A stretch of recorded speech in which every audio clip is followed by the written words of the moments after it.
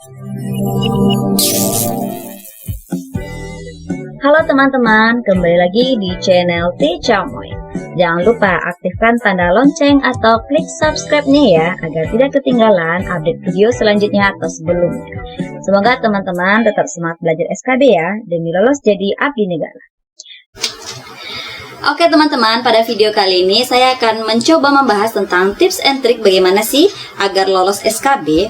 Nah, bagi teman-teman mungkin masih ada ya sebagian yang bingung, saya ini mau belajar apa sih SKB, atau semangatnya udah mulai turun karena SKB-nya diundur lagi.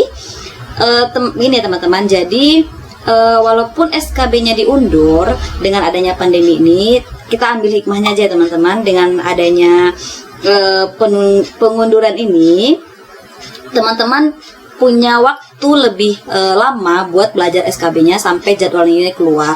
Nah, jadi teman-teman dalam pikiran itu jangan memikirkan kapan sih SKB gitu.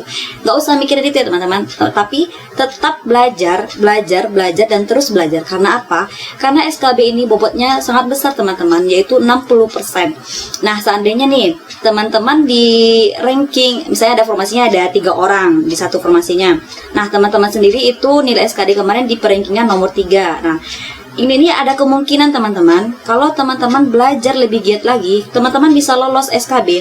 Jadi jangan langsung down. Saya nomor 3 di rankingan SKD, biar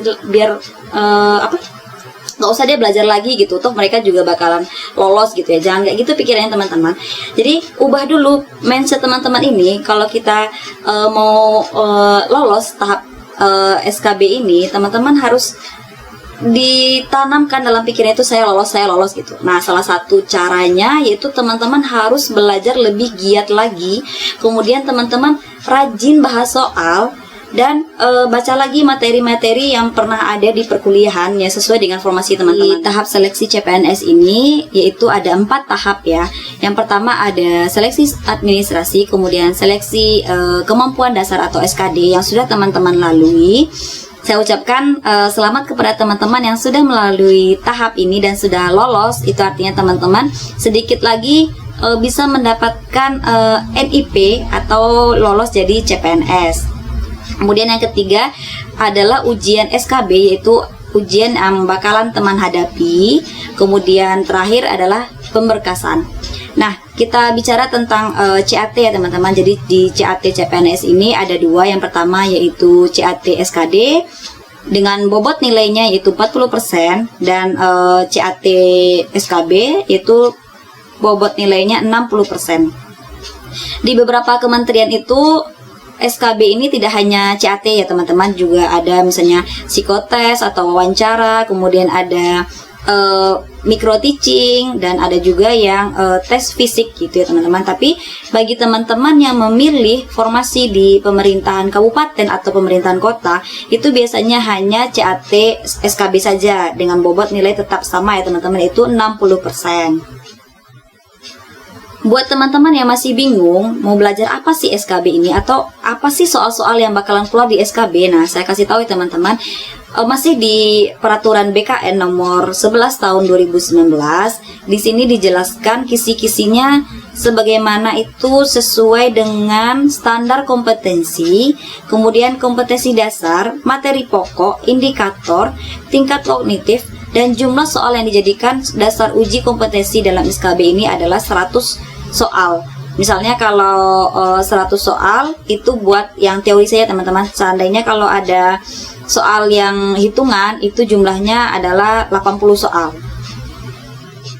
Jadi kemarin masih ada yang nanya, jadi saya materinya apa aja sih Kak buat belajar SKB ini? Nah, jadi teman-teman di sini ada 2 ya yang harus dipelajari. Yang pertama adalah kemampuan umum, yang kedua adalah kemampuan khusus.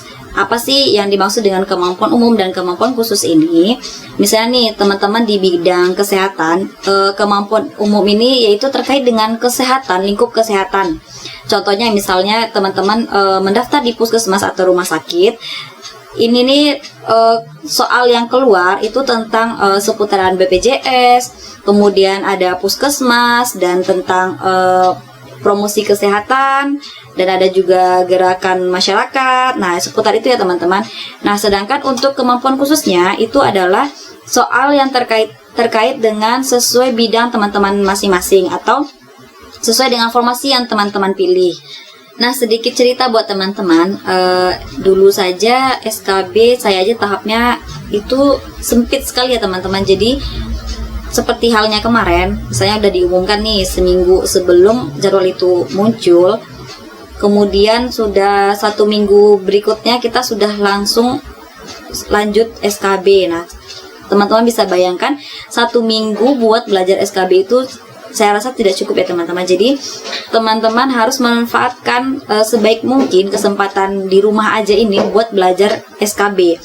Teman-teman bisa belajar dari FR yang sudah beredar, atau teman-teman bisa ada grup yang membahas tentang SKB sendiri. Kemudian ada juga di YouTube yang sudah banyak channel-channel yang membahas tentang SKB ya teman-teman. Jadi teman-teman gak usah khawatir dan gak bingung lagi mencari di mana sih kisi-kisi atau soal-soal SKB yang akan keluar. Nah, itu biasanya setiap tahunnya tidak bakalan berubah ya, maksudnya tidak akan jauh dari soal-soal yang sudah ada ya teman-teman.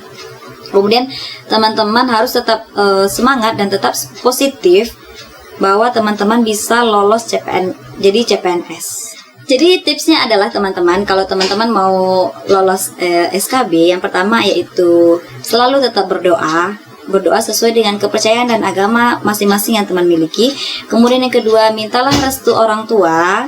Karena apa? Karena restu orang tua merupakan ridho dari Tuhan Yang Maha Esa ya teman-teman, sesuai dengan kepercayaan saya. Dan bagi teman-teman yang muslim juga seperti itu ya. Kemudian yang ketiga, tetap tanamkan pikiran positif. Kapanpun jadwal SKB, kita siap untuk ngikutin ujian ya teman-teman. Jadi tidak perlu memikirkan kapan sih SKB gitu ya. Tapi teman-teman tetap terus belajar dan belajar lagi. Selanjutnya, bagi teman-teman yang mengambil formasi di kementerian atau teman-teman yang mengambil formasi di luar provinsi tempat teman-teman tinggal sekarang, teman-teman harus memikirkan biaya transportasinya. Nah, ya kan teman-teman. Jadi dari sekarang teman-teman bisa mempersiapkannya, atau teman-teman bisa menyicil, atau teman-teman bisa menabung. Jadi saat jadwal SKB keluar dadakan, teman-teman tidak bingung lagi mencari biaya transportnya. Nah, kemudian yang terakhir, teman-teman bisa memotivasi diri sendiri dengan cara apa? Misalnya nih, dalam tahun 2021 atau 2020 gue harus punya NIP gitu ya, atau di tahun 2021 harus jadi CPNS. Nah, oke, terima kasih buat teman-teman yang sudah menonton video saya kali ini. Semoga bermanfaat dan terima kasih. Saya ucapkan wassalamualaikum warahmatullahi wabarakatuh.